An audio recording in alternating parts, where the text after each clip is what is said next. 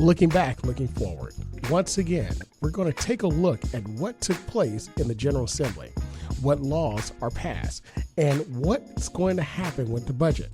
And with this being the anniversary of the U.S. Supreme Court Dobbs decision, what is ahead for reproductive health for women? It's Stay the Water. I'm your host, Dr. Eric Claville. Stay tuned as we have with us Senator Angela Williams Graves, representing the 21st Senate District here in Norfolk, Virginia. Welcome back. It's Stay the Water. I'm your host, Dr. Eric Claville.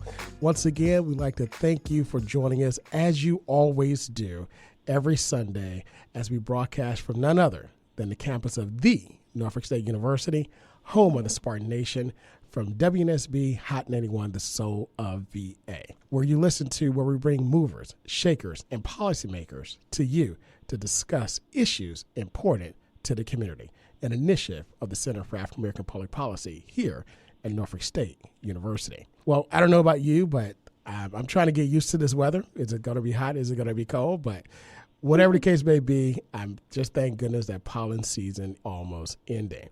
We hope that you've had a phenomenal week, and we hope that the things that you've done just a little bit to remember others and make a difference in your community, because ultimately that's what it's all about. Now, as you know, we've looked at the General Assembly and laws that have gone into effect, and we've had many legislators and community advocates to talk about what took place during that time period. And of course, you've seen the news. You've seen the General Assembly and the Senate and the House and the governor, and they're going back and forth with each other. But at the end of the day, the question becomes, who's advocating for you, and what's going to happen come July 1st when the new laws take place? Will we have a budget? What are some of the laws that are going to impact your life? And not only that, but what are the things here in the city of Norfolk, in Hampton Roads, and the Commonwealth of Virginia that's going to impact us? So today, I'm so excited this morning to have with us none other than my friend, my sister, who is a true public servant, a servant leader, I like to say, for the people of Norfolk, and that's none other than Senator Angela Williams Graves. Senator Graves, how are you this morning? I am well. How are you? Well, look, I'm doing great, blessed, highly favored, and just thank God for the opportunity, to do what we do. But also, I thank God that we made it through another legislative session, right? Yes, and yes. That part. It's funny, you and I, we see each other in the halls, the General Assembly and the Capitol, and we, in passing, and we talk about it. But I don't think people really understand just how, being a public servant is great, but just the wear and tear on your bodies and your mind and your family, just going up and down the road and engaging in I would like to say high-level discussion. Sometimes it's not, where you're debating with colleagues back and forth on the aisle to see it your way. And sometimes those on the side of your aisle, right? True. But I just want to check on you. How are you doing? I am well. I have had a little bit of time to get reacclimated to being home. I am back in a familiar space where I have a 4-year term, and so that's good. And I get back to work in selling houses, which is what I love. And so I'm good. And my husband is happy because I'm cooking dinner. So all is well. All is well in the Williams Graves household. All right. Mm-hmm. Well, look, that's what we like to hear, that our public servants are really doing well personally, so that they can now take up the burden of the community and advocate for them. So, let's segue first into how this first session went for you. And I say first session, even though it's not your first session in Richmond, but first session as the senator from the city of Norfolk. It went well. I have to say, there was a little bit of a learning curve. But I think my largest or my biggest learning curve was probably when I went into the House, because I was used to being able to get things done in a more immediate fashion. And in the Senate, or in the General Assembly, I should say, not much happens immediately. And so I was used to that. I gotten used to that. And then just doing things a little bit differently procedurally in the Senate was was different. The schedule of committees was a little bit different. And then a couple of new committee assignments that I got this year were different than what I had in previous years in the House. So it was definitely a learning experience for me, but I really enjoyed it. I really did enjoy it. Absolutely. And again, it was a new session for you as being in the Senate, but it was also a new historic legislative session, with the new leadership that we have in the House and also in the Senate. Tell us a little bit about how, the impact of that going into the Senate and the House of Delegates and seeing, Hampton Roads, Portsmouth's very own, standing there representing. Well, I will tell you, it gave those of us with brown skin a tremendous sense of pride to have so many folks who look like us in leadership, starting with the election of the first ever Black Speaker of the House, Speaker Scott, and then rolling down to what people may or may not know, the first ever Black President Pro Tem of the Senate. This is her second round as the President Pro Tem of the Senate, in Senator Louise Lucas. She is also the first woman and I believe the first Black to serve as the chair of Senate Finance and Appropriations. And then we also had Delegate Luke Torian, who was the chair of Appropriations and Finance on the House side. We had Marcia Price on the House side, who was the chair of Privileges and Elections, which is super important. And then in the matching side, Senator Aaron Rouse, who was the chair of Privileges and Elections here. Yeah.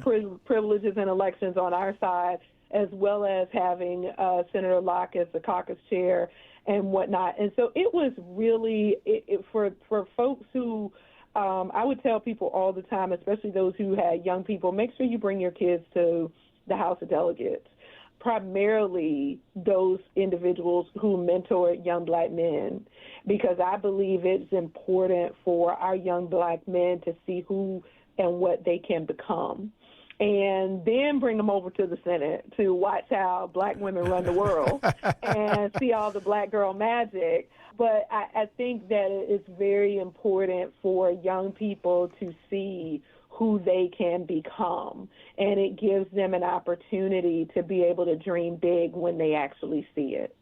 Speaking of Black girl magic, well, first of all, I've never heard anyone put it just that way, but just visualize it and seeing it. I agree. How what Black men can do, and then how women run the world on the Senate side. And you know what? It's interesting because when we look at the state of the Virginia Legislative Black Caucus, the largest amount of elected officials, African American, and not just African American, but also brown, other ethnicities in the history of the Commonwealth. And they were in the election just didn't take place in majority African American or Black districts, but they took place in mixed districts as well. Yeah. So it really shows you who the people of the Commonwealth really trust, to make decisions for them. I mean, that speaks volumes. And that they value the opinions of everyone. It's not just the opinions of white male landowners anymore. It's the opinions of women. It's the opinions of those who are Asian, Hispanic, like the AAPI community. We also have folks who are from countries I can't pronounce, who are serving in elected office, and they were elected by a body of their peers, and not just peers being people who are of the same race, but people who respect your work, your body of work in the community, and who you have common values with. And those folks are elected just like I was elected. Everybody that voted for me wasn't a Black female. That's right. So it says a lot about our Commonwealth. And if you look at the General Assembly, especially on the Democratic side of the aisle, you will see that diversity, excellence, and inclusion That playing a DEI, big right? role. You know, Playing a big role. on some sides it's a good word. On the other sides, it's a bad word, right? I know. Oh, They'll be okay. they will. Now, when you talk about Black Girl Magic, I think the city of Norfolk is probably the best example of that. In the city of Norfolk, we have a record number of African American and also a Hispanic representing the people here in Norfolk, but not just African American, but African American women. We have yourself as the senator for the entire city of Norfolk. And Pretty much. we have Delegate Jackie Glass, who is in her second term as a delegate, and Delegate Benita Anthony, who's in her first term, who also represents Norfolk State University in her district. As you being the mentor, right, to these other, or the senior to these other women. First of all, talk about how that Black Girl Magic, you see it here in Norfolk and how impactful that is. I would say that it is delegation magic, really, because we have an incredible delegation in the Commonwealth, in the city of Norfolk, with individuals who are really dedicated to helping the people and who really love people. I don't believe that you can do this job effectively if you don't like people. I don't believe you can do this job excellently if you don't love them. Right. And I believe that we have a delegation that loves people and really cares about the quality of life that they have. And so it's very interesting to me because they have coined me the dean of the delegation. And that's just, this is like my third year in the General Assembly, but it's my 14th year in elected office. And so I have been elected longer than any of the members of our delegation. Wow. And so I take that very seriously. And my goal is to give them the advice that I didn't get when I came into office, to give them the help that I didn't get when I came into office, to show them where the paper clips are buried and where the bathroom is. Listen, I joke around with that real quick. I joke around with that with new representative. I said, "Have you found where the bathroom was?" Yes, that part. And, also to help them to understand that they get the opportunity to legislate their way. Every legislator is different, and how we legislate and engage with the public is different, and that we're not in competition. We all serve our constituencies, and we're not in competition, and that we are here to support one another. And if we can do that, we don't always have to agree with each other either. But if we can do that, if we can support each other and we can agree to disagree when we have disagreements without being disagreeable, then the citizens of Norfolk will benefit from that. Wow. It's Stay the Water. I'm your host, Dr. Eric Claville, and you're listening to Looking Back, Looking Forward, the General Assembly Review, and what do we see ahead? Joining us, we have with us my good friend and sister, Senator Angela Williams Graves, who represents the 21st Virginia Senate District here in the city of Norfolk. Today, we're talking about legislation that's made an impact here in the Commonwealth and what's going to affect us starting July 1st. Senator Graves, when we talk about politics, it's really the process to get to what's important, and that's laws and public policy. Can you give us, just talk about, and this is whatever you would like to, one or two pieces of legislation that you've championed that's going to really make an impact here, or that passed, or maybe something that you championed or actually supported that didn't pass, and the reasons why it was so important to have that come about? So I love the question, because there are a lot of things that I championed that didn't pass that I thought were so meaningful. And I'll give you just a couple of those in tidbits. We do have a housing shortage problem, not just in Norfolk and not just in the Hampton Roads area, but in the Commonwealth and across the United States. Wow. And I championed two bills that were technically they died, but we call them continued to 2025. But one of the bills would have been to give a seller's tax credit to anyone selling their property, whether it be their primary residence or whether it be a rental property. If they were selling it to a buyer who was going to occupy it as a primary residence, then, or if it was multi-unit, they would be occupying at least one of the units in that multi-unit property. If they were going to sell the property to an owner-occupant, there would be up to a $5,000 tax credit for that seller. Now, what that was just designed to do was to incent the seller to sell to someone who was going to live in the property, as opposed to some of these outside, out-of-town buyers who turn a lot of our properties into rentals. And that one had a pretty big price tag on it, and it got continued to 2025. In essence, it died.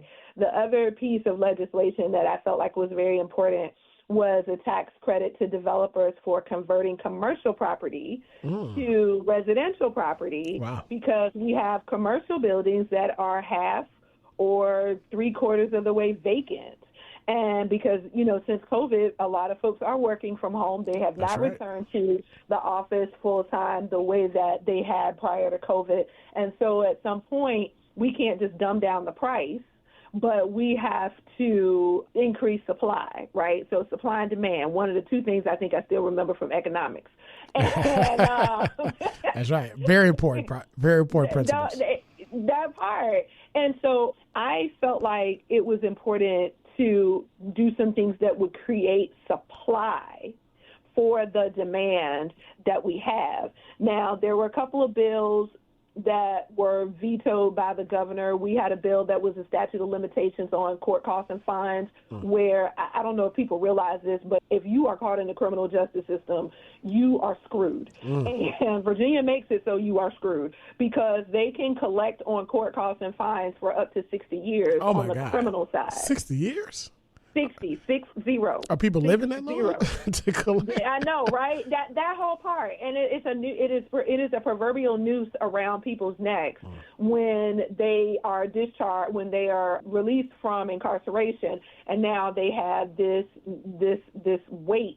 And not only that, the second bill, and these two kind of go together. The second bill was to adjust the collections period for when folks could be sent to collections. So not only can the Commonwealth of Virginia collect on court costs and fines for 60 years, they can also send you to collections while you are incarcerated. Wow. Yeah, let that part sink in. So you have no way to pay it. Exactly. You have no way to pay it. And not only does it go to collections while you're incarcerated, it also incurs whatever the 17, 18, 19, 20% collection fee is. Oh, my God. So now your debt is more. You come out of prison, out of jail, owing more money than you went in there owing, plus court costs and collections. So the statute of limitations bill would have reduced the statute of limitations to 10 years from the date of release. Okay, so that would have made that bill, that would have put that bill in parity with the statute of limitations for civil court costs and fine collection. Okay, so we would have had some parity there. And then the collections period for when someone could be sent to collections was moved from 90 days from the date of judgment, which is in essence the day you go to jail, to 180 days from the day you are released. So it gives you an opportunity to get out of jail, out of prison, get yourself together, possibly get a job, or at least enter into a payment plan. And as long as you're in the payment plan and you make your payments, then you don't ever have to go to collections. That's what that bill would have done. Governor, in my opinion, doesn't see humanity in people who are incarcerated, really doesn't see second chances for people who are incarcerated, and he vetoed those bills. I got two more. One is a bill, Senate Bill 515. It is a weapons in hospitals bill. That was a bill that I championed with Delegate Hernandez. And we put that bill forward because what people don't know is that the hospital goes on lockdown several times a week, sometimes several times a day, especially over the weekend, for weapons, not just guns, but knives, hatchets, machetes, all kinds of stuff that comes into hospitals not from people who are working there, but from folks that are coming in. And if you simply think about the fact that you've got nurses in there and they are handling IVs, right, and they're trying to find the vein, they should not be concerned because of a glaring code blue, code red, code whatever, because whatever the code is for a person with a weapon or lockdown comes across the loudspeaker. And we've got people coming in there to visit folks. We have people coming in there, for procedures. We have people who work there, from the janitor to the CEO in a hospital. You should feel safe, and you should be safe. And so this bill was designed to make it a Class 1 misdemeanor for anyone bringing a weapon into a hospital or an institution facility where they are treating the mentally ill. And our governor put a horrible amendment on it, which we rejected and reconvened, and now it is on his desk to do the right thing or do nothing by May 17th. And if he does nothing by May 17th, the bill in its original form will just go into law. So if he doesn't act by May 17th on bills where the amendments were rejected, then they will just go into law without his signature, which is fine. Right. I mean, that's okay. And then lastly, our bill, Senate Bill 517, removing the Daughters of the Confederacy in their tax exemption code. That bill was a bill the governor put other amendments on. It was ridiculous amendments. And we rejected those amendments and sent it back to him. And again, if he does nothing, it just simply goes into law without his signature. But we feel like that where you spend your money is where your priorities are. And we're not trying to erase anybody's history, but what we're also not trying to do is celebrate racism and slavery and Confederacy times. We're not trying to celebrate that. And we're certainly not trying to give it a tax break. That difference, I mean, that's a very small difference, but it's a huge difference, especially when you talk about where do we put our very important and limited resources. I mean, we don't have unlimited resources here in the Commonwealth, which is why we have the budget debate. So understanding history and understanding what really matters, that's why it's important to have individuals that are representing the community and advocating for them. Speaking of the budget, as the Raging Cajun said, it's all about the economy, stupid. It boils down to money as well. Those are what you just talked about for our public. Those were various laws that will go into effect and some that will not. July 1st. And so those that won't, of course, I know the senators are going to bring them back and do it again. But the budget. And right now we don't have a budget. It was agreed during reconvene that we come back and do it again during special session in May. So give us an idea of first of all, why we don't have a budget, and give us an idea of what we can expect to see in May. Well, the governor made 233 amendments to the budget, which is the highest number since 2000. Just 233? Just 233. Just 233. He made the amendments, and a significant. I'll say those were 233 amendments. Period. Not just to the budget, but a significant number of those were budgetary amendments in terms of line items and things of that nature. And one of the things that we wanted to do was to modernize the tax code. So with the taxing of digital downloads on businesses don't pay a tax that if you go into a store and buy the same digital product tangibly, you have to pay a sales tax on it. It creates an imbalance between those brick and mortar retailers that we claim we love so much, but we are quick to get on Amazon and order some stuff. That's right. We claim we love the retailers and we don't know why they're going out of business. Well, part of the reason why they're going out of business is because they can't compete with the fact that if you buy something online and digitally download it, or you're watching and streaming online, you don't have to pay, sales tax on it. And so that was one of the things that the governor actually proposed. And then when we brought it back to him, he was like, no, I'm not doing it, which was ridiculous. The second reason was we had a historic investment in education. We put $541 million into K through 12 in teacher pay alone, just to give a 3% raise to teachers this year and next year. We put $370 million into our high poverty schools. Here's the thing. You cannot starve resources from anything and expect for it to still function at its optimal capacity. And so when the governor wants to gut public education, when he wants to gut HBCU funding, which is historically low, when he wants to even other institutions of higher education in general, when you want to gut education, and you can't then complain that you don't have a well-rounded or well-versed workforce. You haven't taught them anything. That's right.